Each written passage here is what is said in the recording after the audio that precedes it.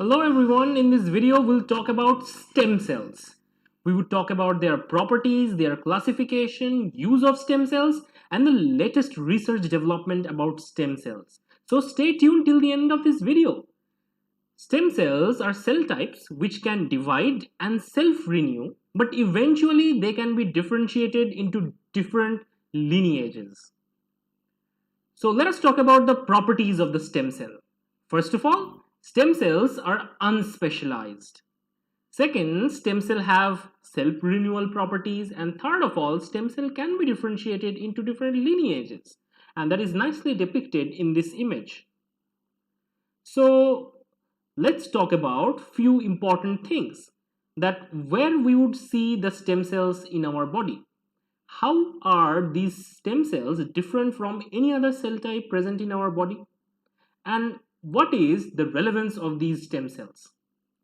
So if we look at our body, we would find stem cells at various locations, such as in our brain, in the bone marrow, in the intestine, in the muscles, or even in the skin. So their distribution is pretty wide. Now let me tell you, there are different categories of stem cell. So the first stem cell that I'm going to talk about is our zygote. So after fertilization, zygote is formed, and zygote divides to 2-cell stage, 4-cell stage, 8-cell stage, and eventually it would get implanted into the endometrium lining at a blastocyst stage. It turns out the zygote is known as a totipotent stem cell, whereas the blastocyst is known as a pluripotent stem cell, or blastocyst is the source of pluripotent stem cell. Now you must be confused with the term totipotent or pluripotent. So let us analyze the term in a bit more details. Totipotent stem cell means these cells are super potent and they can give rise to all the cell types present in an embryo and as well as extra embryonic tissue. So they can give rise to embryonic tissue as well as they can give rise to extra embryonic tissue such as placenta. But a pluripotent stem cell can give rise to all cell types present in an embryo, but not the extra embryonic tissue. So the placental cells cannot be derived from pluripotent stem cell. So potency has decreased in case of pluripotent stem cell. Now, as we go along, there would be decrease in the potency, further decrease, such as multipotent stem cells, which can only give rise to few cell types, such as hematopoietic stem cells. They can give rise to all the blood cell type, but they can never give rise to a neuron or let's say a liver cell. So their potency is reduced and they are known as multipotent cells. Now, ultimately the cells get terminally differentiated. That means they become a particular lineage and they would never move back to that lineage, from that lineage, okay? So stem cells can be classified into three broad categories. First, embryonic stem cells, adult stem cells, and induced pluripotent stem cells. So we'll talk all about that. Embryonic stem cell is basically derived from the blastocyst, the inner cell mass of blastocyst. Adult stem cell can be found in our skin, in our hippocampus, and in many places in the body. So these adult stem cells are a bit more differentiated than the embryonic stem cells, but they also have to some extent self-renewal property. And the induced pluripotent stem cells are very interesting because any cell type gets converted to stem cell forcefully in this paradigm. So they are rather artificial. So they are not actually present in our body. So let us look at in the lab how stem cells are cultured. So generally in the IVF clinic, there would be blastocyst from where scientists would extract the inner cell mass. After collecting the inner cell mass, they would be resuspended in a culture format.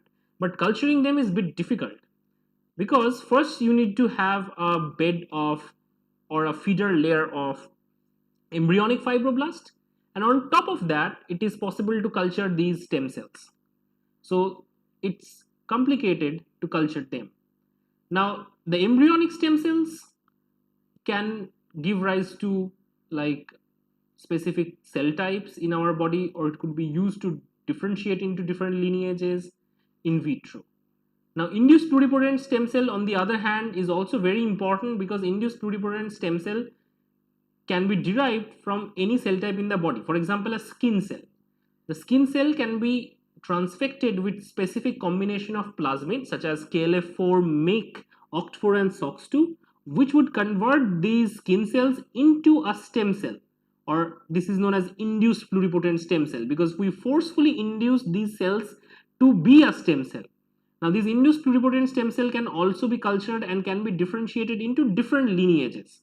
So these are very interesting, and both of these procedures has therapeutic benefits. So we would understand all of that part.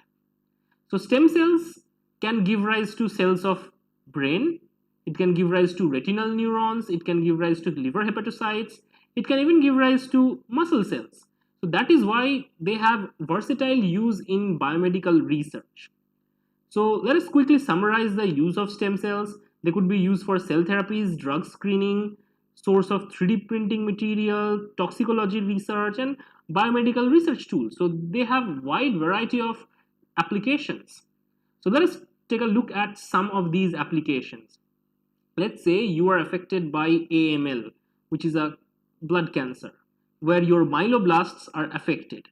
So in that situation, your myeloblasts can be extracted from your bone marrow, FAC sorted, and then in a futuristic manner, the genetic defects in that myeloblast can be corrected using CRISPR-Cas9 technology. Once this editing is done, then these edited cells would form colony, and that can be transferred back into the bone marrow. As the cells are divided from own bone marrow, so they would not mount any immune response against them. So there is no chance of rejection of these cell types, right? And that has a huge therapeutic potential. So stem cell replacement therapy is one of the futuristic medicine approach. Let's take another example. For example, there is a third-degree burn. There is a severe injury in the hand. And now the conventional treatment is taking a skin graft, preferably from this particular individual or from a related individual whose blood antigens are matched. And ultimately, that has to be grafted onto the wound. So obviously, there could be a chance of wound recovery. But most of the cases, it has been seen, these grafts are rejected or not totally fitting in this particular situation or in this environment. And there is always an inflammatory response, which is creating the situation very bad. So in those situations, what is possible is to take the skin cells from these individual who is undergoing this third-degree burn, and these skin cells can be induced to become a pluripotent stem cell. So induced pluripotent stem cells can be derived from them using these cocktail of transcription factors.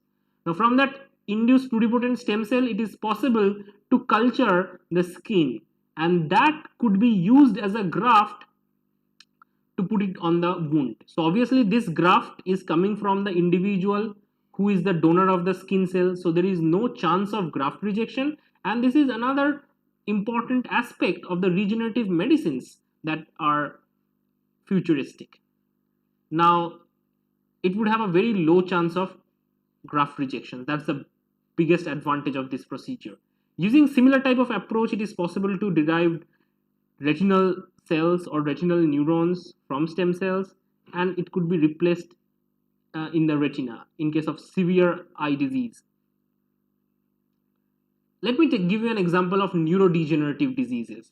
For example, you know, Alzheimer's disease, Parkinson disease, Huntington, ALS, all of these things lead to change in the brain cells morphology and their viability. So many of the neurons die in these neurodegenerative diseases.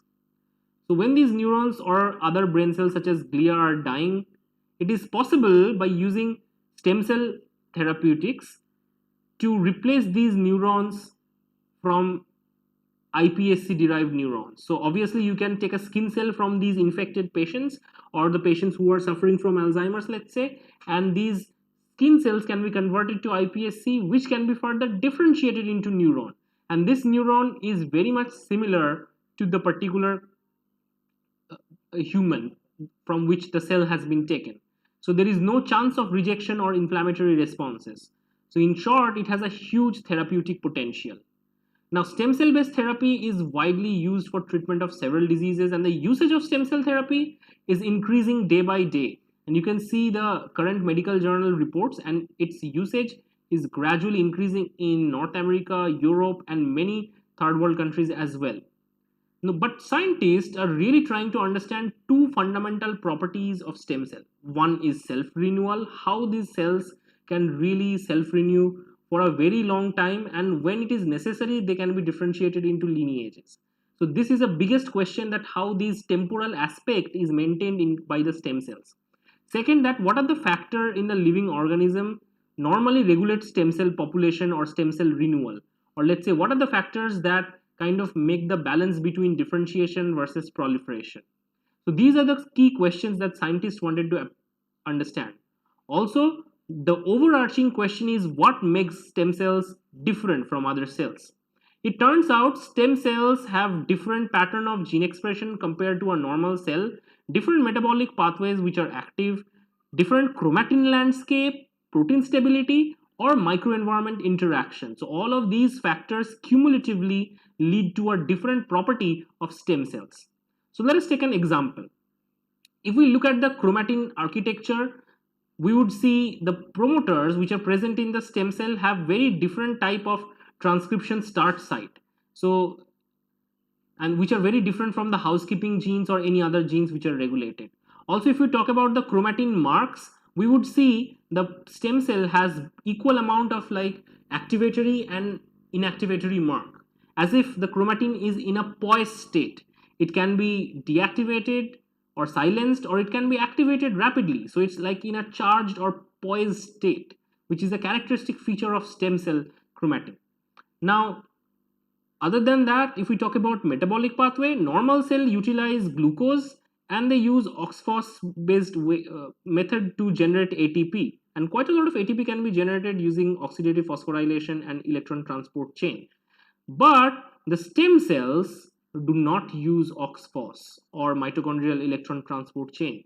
Instead, they use glycolysis pathways solely to generate ATP. In fact, there are several signaling pathways which are upregulating an enzyme or a particular transcription factor which is known as HIF1 alpha.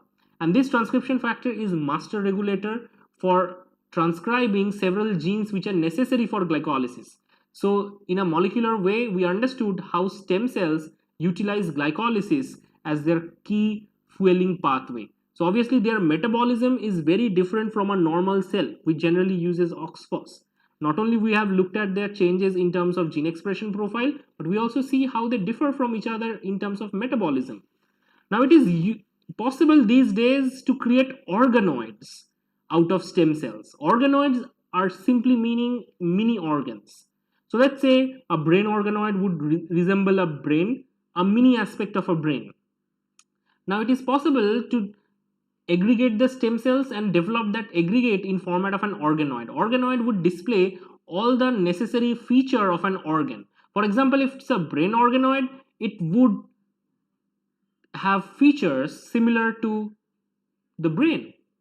It would have similar cell types, similar properties related to the brain. And this has revolutionized the field of stem cells. And it can be used for several diagnoses of diseases and many other things. For example, there is a disease in infants known as microcephaly, where the brain size is dramatically reduced. But due to ethical reason, it's hard to study these disease and try to delineate the cause of this disease. And it is possible with the organoid technology to look into the brain of these childs. So what is done is very simple. So it is possible or ethical to take skin cells from these babies, and these skin cells can be converted to induced pluripotent stem cells, from which these cerebral organoids can be derived. And by analyzing these cerebral organoid from a cellular and molecular point of view, we can understand what really goes wrong in these kind of diseases. These kind of diseases was totally impossible to study because the baby would be inside mother's womb, and it is totally unethical to manipulate anything inside. So, but we can generally take their skin cells and we can make organoids to study what is going wrong in the brain, and this has been done already. So And it has been noted that generally stem cells give rise to neurons, but they do so by really proliferating at a very high rate. So first they increase their number and then they get differentiated into the neuron. So this is happening in the normal babies. But in case of these microcephaly that we have talked about, scientists looked at the organoids which are derived from these microcephaly babies. They get differentiated very quickly instead of amplifying their pool. So their stem cell pool is very quickly exhausted, and after a point of time they cannot produce too much of neuron. So they start producing neuron very early, but they run out of energy and cannot produce it further. So as a result, there is a shrunken cortex of these babies, which is leading to this kind of morphology shown in this diagram. So these kind of neurodegenerative diseases or neurodevelopmental diseases, their fundamental aspects could be studied using stem cell therapy. Now let's talk about Alzheimer's disease. Alzheimer's disease is a neurodegenerative disease which affects the older population. Now these diagnoses that tells you that you have Alzheimer's happens pretty old age, and it's really impossible to diagnose Alzheimer's at very early age before the symptoms are visible. Even if you have a family background of Alzheimer's, nobody really tests it because it could be dangerous for testing these things, right? Imagine things would be very easy with these organoid stem cell derived organoid technology, because you just need a skin cell and you can convert this skin cell into induced pluripotent stem cell and thereby making an organoid out of them. This organoid would resemble the brain of these potential Alzheimer's infected person. So by looking at the organoid, it is possible to look at what has gone wrong in these brain derived organoids, as if we are getting a picture of the preclinical stage or the pre-symptomatic stage. This would give them more time. It would also be useful for a better management of these disease, and it's fantastic. But all of these sci-fi techniques are on their way. There are quite a lot of advancement going on in this field every single day. So in this video, what we learned is the properties of the stem cells. We learned about the stem cells classification. We looked at embryonic stem cells, adult stem cells, etc. And lastly, we looked at the metabolism of the stem cells, or the aspect of stem cells which make them really different from other cell types. So that's pretty much it. If you like this video, give it a quick thumbs up. Don't forget to like, share and subscribe.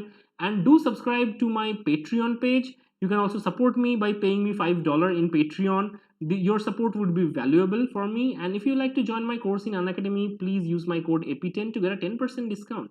Unacademy is India's biggest online learning platform. With that, you can do smart learning. You can learn from wherever you want, whenever you want. So please subscribe to my channel. Thank you guys.